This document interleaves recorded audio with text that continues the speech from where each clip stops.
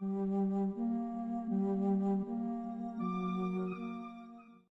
leur arrivée dans le village des rebelles, Nesteb et Aristodée furent accueillis par des regards méfiants. La méfiance envers les gardes royaux était palpable parmi les habitants, une réalité que Nesteb reconnut.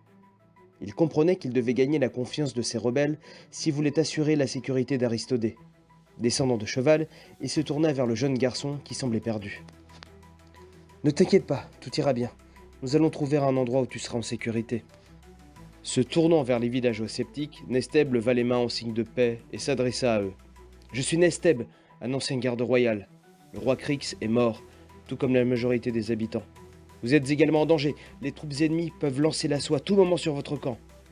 Le village des rebelles, créé il y a quelques années pour échapper à la tyrannie du roi Krix, s'étendait paisiblement. Des maisons en bois formaient un cercle autour d'une maison de berger. Les rues pavées de cailloux et le sol couvert d'herbes hautes et de fleurs sauvages donnaient au lieu une atmosphère tranquille. Au centre du village, une place publique servait de lieu de réunion pour les rebelles, où ils discutaient des dernières nouvelles et organisaient des stratégies pour lutter contre l'oppression et se préparer à la guerre contre Bélixo. Au nord du village se dressait la forêt d'Eucalyptus, avec la grande tour où Jormo avait trouvé refuge dans ses mondes fictifs. Neige, la chef des rebelles, accueillit Nesteb et Aristodée avec froideur. Elle ne dissimula pas son mécontentement à l'égard de l'arrivée d'un ancien garde royal, même si la destruction du village de Krix était connue. Bonsoir. Je vois que vous avez réussi à vous échapper des griffes de Bélixo. Mais cela ne signifie pas que vous êtes le bienvenu ici.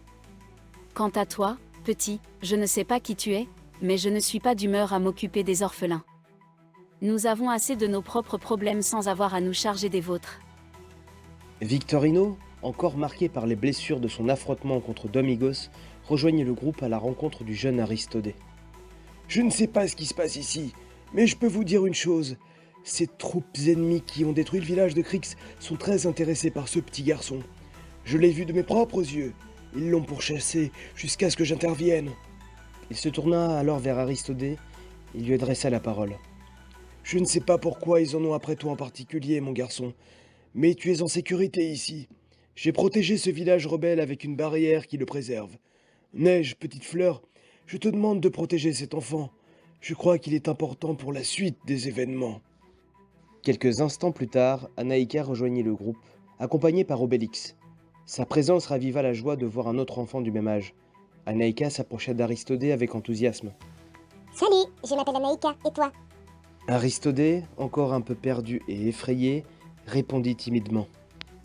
Salut, je m'appelle Aristodée. Anaïka, pleine d'énergie positive, entraîna Aristodée vers un banc à l'ombre d'un arbre. Alors Aristodée, qu'est-ce que tu aimes faire? Moi j'adore explorer la forêt, grimper aux arbres et nager dans la rivière, et toi? Aristodée hésita un moment, ne sachant pas trop quoi faire, ni quoi dire. Mais Anaïka le mit à l'aise avec sa bonne humeur contagieuse. J'aime bien lire de temps en temps.